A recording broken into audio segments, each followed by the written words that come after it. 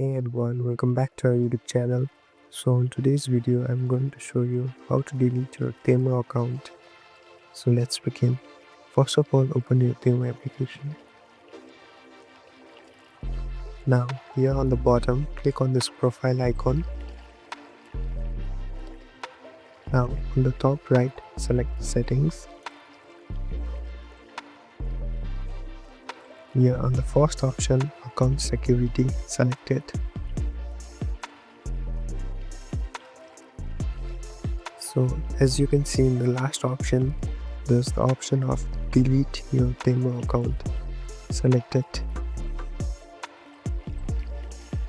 Yeah, check this box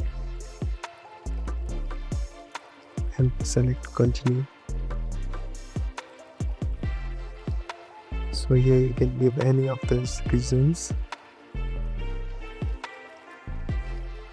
and hit continue.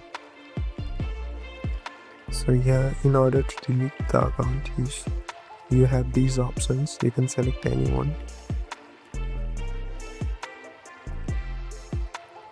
and hit continue. So the account is deleted successfully. Thank you for watching. I hope this helps you.